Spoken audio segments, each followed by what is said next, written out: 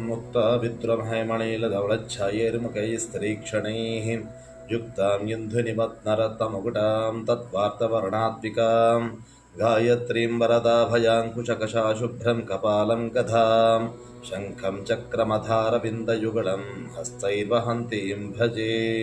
श्रीमात्रे नमः। श्रीगुरुभ्यो नमः। हरिः ओम्।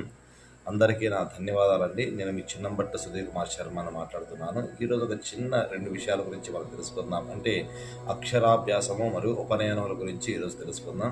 ముఖ్యంగా అక్షరాభ్యాసము అనేది ఏ తిథులంటే ఏ వారంలో అని తెలుసుకోవాలంటే అక్షరాభ్యాసానికి గురువారము, శుక్రవారము, అదేవిధంగా మూఢాలు లేనప్పుడు, అదేవిధంగా అష్టమ శుద్ధి కలిగి ఉండి మేష, కర్కాటక, తుల, మకర లగ్నాలలో విద్య, తదియ, పంచమి, సప్తమి, దశమ తిథులలో, అదేవిధంగా గురువారము, శుక్రవారములు కూడా ఉంటే చాలా మంచిది.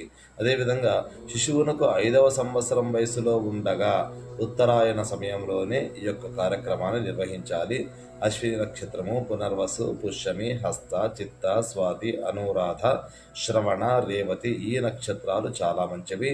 పగటిపూట మాత్రమే ఈ యొక్క కార్యక్రమాన్ని చేయాలి. అదేవిధంగా ఉపనయనంకు మనం తెలుసుకోవాలంటే పెండ్లి ముహూర్తమును కంటే కూడా చాలా జాగ్రత్తగా ఈ యొక్క ఉపనయనానికి ముహూర్తాన్ని చూడాలి.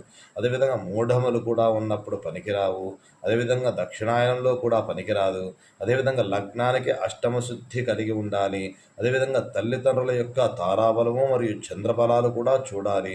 అదేవిధంగా కేంద్రంలో పావులు అస్సలు ఉండకూడదు. చతుర్థ రవి కూడా పనికిరాడు. శుక్ల, సప్తమ, దశమ తిథులు కూడా కృష్ణపక్షంలో విదియ, తదియ, పంచమి, సప్తమి, దశమ తిథులు కూడా చాలా మంచివి. అదేవిధంగా ఉత్తరాత్రయము, అశ్విని నక్షత్రము, రోహిణి, మృగశిర, పునర్వసు, పుష్యమి, హస్త, స్వాతి, అనురాధ, శ్రవణ, ధనిష్ట, శతభిష, రేవతి ఈ నక్షత్రాలు కూడా చాలా మంచివి. అదేవిధంగా వృషభ, మిథున, కర్కాటక, కన్య, ధనుర్మీన లగ్నాలు కూడా చాలా శ్రేష్టములని చెప్పబడుచు ఉన్నవి.